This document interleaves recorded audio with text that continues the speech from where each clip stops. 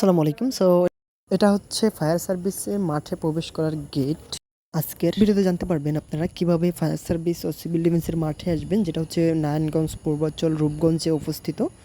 আর হচ্ছে এখানে থাকা খাওয়ার ব্যবস্থা কি, কত টাকা খরচ পড়তে পারে, কিভাবে আসবেন, তো এটা নিয়ে প্রপারলি একটা ধারণা দিব। তো চলুন ভিডিওটা শুরু করি।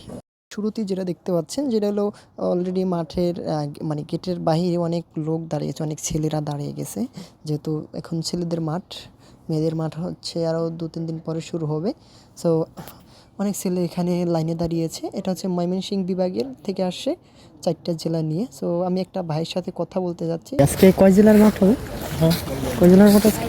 সো এখানে ভাই একটা আমার ভুল তথ্য দিয়েছিল যে আজকে যে 2 জেলার কটা জেলা মাঠ হবে বলতে যাই তো আসলে 2টা বিভাগ হবে মাঠ শুরু, মানে কয় জেলা নিয়ে আজকে কয়টা ডিস্ট্রিক্ট আজকে মাঠ? 2টা। আচ্ছা, যাদের 11টা মাঠ তাদের কি করণীয়? তারা এই যে যারা লাইনে দাঁড়াচ্ছে তাদের মাঠ শেষ হওয়ার পরে আচ্ছা আচ্ছা মাঠ আজকে অনুষ্ঠিত হয়েছে। আর অবশ্যই হচ্ছে 2টা বিভাগ, যেহেতু 2টা বিভাগ করে ডাকে, সেক্ষেত্রে আপনারা অ্যাডমিট কার্ডে খেয়াল করবেন। আপনাদের অ্যাডমিট কার্ডে লেখা থাকবে যে হচ্ছে আজকে হচ্ছে 21 তারিখ। সো 21 তারিখ সকাল 11টা থাকবে বা সকাল 8টা থাকবে। আপনার টাইম যেটা, ওই টাইম হচ্ছে আপনি মাঠের দিকে যাবেন এবং মাঠের দিকে গেলে আপনি প্রবেশ করতে পারবেন। আপনার যদি মাঠ 11টা হয় আর আপনি যদি 8টা বাজে যান, সেক্ষেত্রে আপনি ঢুকতে পারবেন না। হ্যাঁ, তো এখন আপনাদের ধারণা দিব যে এখানে আসলে কিভাবে থাকবেন বা খাওয়ার খরচ কীরকম পড়বে। সো আর কিভাবে আসবেন ওটা আমি একটু পরেই বলে দিচ্ছি। তো এখানে থাকার জন্য আপনার কোনো আবাসিক হোটেল নেই। এখানে থাকবেন হচ্ছে যারা নিজেদের বাসা বাড়ি নিয়ে থাকে, তো এরকম তো তাদের সাথে বা তারা হচ্ছে তাদের বাড়িতে এসে থাকতে পারবেন। সো একদিন মানে একটা রাতের বাবদ আপনি হচ্ছে 300 থেকে 400 টাকার ভিতরে মেবি পেয়ে যাবেন। হ্যাঁ, সো এইটা নিয়ে কোনো টেনশন নাই, আপনার সম্পূর্ণ নিরাপদ। আর হচ্ছে দেখে শুনে সব বাড়িতে যাওয়া ঠিক না, দেখে শুনে বাড়িতে যাবেন। আপনার ভালোটা আপনি বুঝেন আশা করি। সো তারপরে হচ্ছে এখানে খাবারের খরচ কীরকম। তো এখানে হোটেল আছে, অনেক হোটেল আছে, খাবার হোটেল আছে, রেস্টুরেন্ট আছে, আপনি যেটা মনে চায় আপনার সামর্থ্য অনুযায়ী আপনি তা খাবেন। সো এখানে আমি এটা নিয়ে আর কথা বলতে চাচ্ছি না খাবারের। তো খাবার আপনার হোটেলেই খেতে হবে।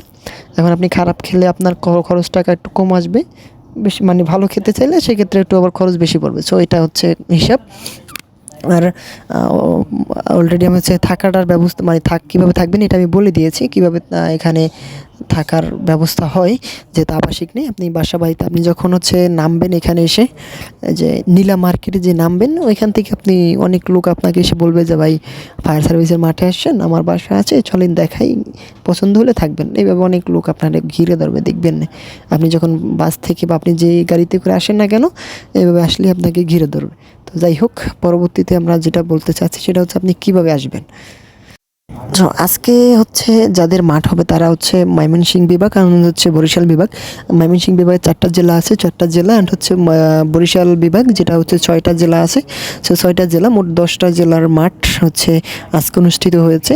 যেটা হচ্ছে সকাল 8টা থেকে ময়মনসিংহ বিভাগের হয়েছে 11টা পর্যন্ত। সো 11টার পর থেকে হচ্ছে বরিশাল বিভাগের মাঠ শুরু হয়েছে। তো আপনি কি করে আসবেন, যারা হচ্ছে আপনারা যারা হচ্ছে দক্ষিণ এই থেকে অঞ্চল থেকে আসবেন, যারা হচ্ছে বরিশাল বিভাগ, খুলনা বিভাগ, ঠিক আছে, তারপর হচ্ছে যশোর, মাদারীপুর, গোপালগঞ্জ, সো এদিক থেকে যারা আসবেন তারা হচ্ছে সর্বপ্রথম সায়দাবাদ আসবেন, যেহেতু গাড়িতে আসবেন। আর লঞ্চে আসলে অবশ্যই হচ্ছে ওইখান থেকে সায়দাবাদ আসবেন, অথবা হচ্ছে আপনারা সরাসরি গাজীপুরের বা এয়ারপোর্টের বাসে চড়তে পারেন ওইখান থেকে। তো সায়দাবাদ আসলে আপনি হচ্ছে এই যে বলাকা নামে একটা বাস আছে, ওইখান থেকে বাস পেয়ে যাবেন। ওই বাসে আপনারা হচ্ছে আসতে পারেন এয়ারপোর্টের আগে, যেটা হচ্ছে কুড়িল বিশ্ব রোড। সো কুড়িল বিশ্ব রোড আপনার মাস্ট আসতে হবে। যেরকম সারা বাংলাদেশ থেকে যে কোনো জেলা থেকে আসেন না কেন, আপনার ফার্স্ট টাইম কুড়িল বিশ্ব রোড আসতে হবে। সো কুড়িল বিশ্ব রোড আসার পরে ওইখান থেকেই আপনি বিআরটিসি পেয়ে যাবেন। আপনারা যারা কুড়িল বিশ্ব রোড আসবেন, ওইখান থেকে যে কাউকে জিজ্ঞাসা করবেন যে ভাই এখানে বিআরটিসির বাস কাউন্টারটা কোন জায়গায়। সো ওইখানে গিয়ে আপনার যে কেউ দেখাই দিবে যে ভাই এইখানে বা এই দিক থেকে যান, তাহলে পেয়ে যাবেন।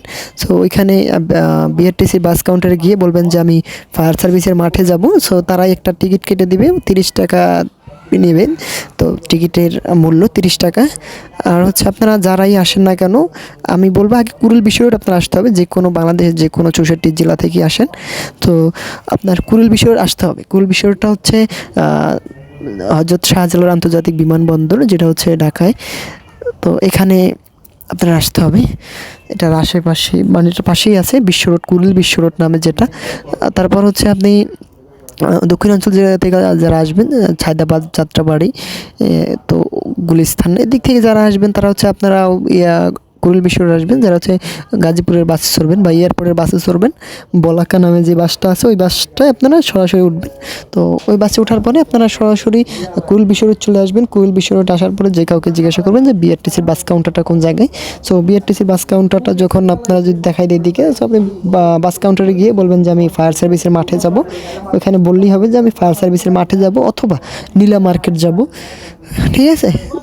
তো এটা বললেই তারা হচ্ছে আপনারে নিয়ে আসবে মাঠের দিকে, বা তারা টিকিটটা কাটে দেবে। সো ওইখানে বাসের বিআরটিসি থেকে নামার পরেই আপনার এই সকল সুযোগ সুবিধা বা আমি যেভাবে বলছিলাম শুরুর দিকে, সো ওইভাবেই আপনি হচ্ছে একটা ভালোভাবে এখানে এসে থাকতে পারবেন। আমি মনে করি আমি যেভাবে বুঝিয়েছি এরপরে আশা করি আপনাদের কোনো ঝামেলা হবে না বা আসতে কোনো সমস্যা হবে না।